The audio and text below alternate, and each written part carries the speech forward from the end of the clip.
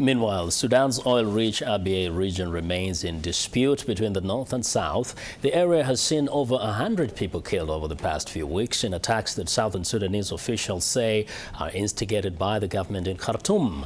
In a recent interview, I asked Fatah al-Rahman Ali Mohammed, Sudan's ambassador to the U.S., to respond to allegations that his government is sponsoring militias to cause instability in Abyei. We have to face the facts that we have tension in the area. We have conflict for the long time of history. So to come to make the reality of peace, it is better to come to understanding, to put where is the causes of tension in each area, to solve it rather than to blame others. The government doesn't help militia anymore. Why this raised at this time? Because they want to make pressures. It is better to use your partner of peace if there is any tension, to put it on the table, to make progress, to solve any area, to support the local people to solve their tension. But if it is allegation here and there, it would not help the leadership of the South to come to a new state, to start with tension rather than to make it peace and calm down. They give the grounds for their claims as a kind of a sense of embarrassment of the North, that the South has proved to be a very responsible area, conducting a very peaceful election, and that the North is not comfortable seeing that image of a peaceful, organized region, and therefore would want to destroy that image. Is it in the interest of the North to have South in chaos? It is the interest of the North to see the South going to peace.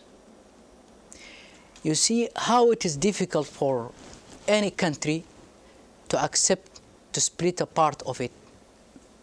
The leadership and the people of the North, they accepted the South to go for referendum, and the outcome is honored and respected.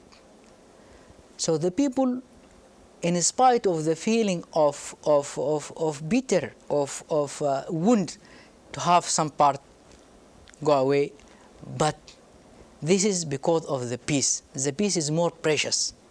To see the South in peace, to see the boundaries in peace, to live in peace, that is the sacrifices which the North giving. There have been demonstrations in front of the embassy of Sudan here, and those demonstrators are saying there's a genocide going on in Abyei. Why are they saying there's a genocide? Why are they protesting in front of your embassy? This is actually the process of pressures, which is not today. For quite time, the government of Sudan is blamed. The government of Sudan is making pressure.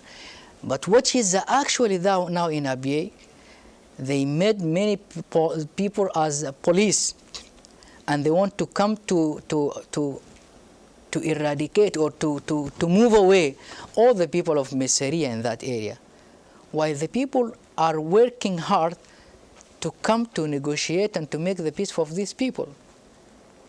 But what they projected here, they projected as the people there, they want to remove the Denka from there, while the people there, the SPLA, now they are making people coming to make tension more in this area, rather than to make people calm down and to make the peace process most likely. Now, some have been curious to know what the separation really in the long run means for the North, because it's such a loss of a part of the country which is the mainstay of the economy of Sudan, the oil-rich area. To sacrifice the feeling of losing a part of the country in order to have peace. Because in future, if you have peace, if you have cooperation, if you have the people, friends, living before together, and they have their own country, and it comes to understanding and friendship promoted, they might be one day another of sort of coming back. In the short term, how will this affect the northern Sudan economically? Of course, there is the oil revenue will be less than before, between 70% or quite a percentage will go to the south, so the north will lose. The oil sector also in the north will be developed. Now there is a very big effort for developing the oil sector in the north, and people would hoping that the cooperation between the north and south would give more cooperation, would give the benefit for the economy of the two parts. Ambassador Ali Mohammed says the successful referendum in the south and the support it received from Khartoum marks the beginning of a mutually beneficial cooperation and lasting peace between the north and south. Tomorrow I'll have part 2 of my discussion with the ambassador.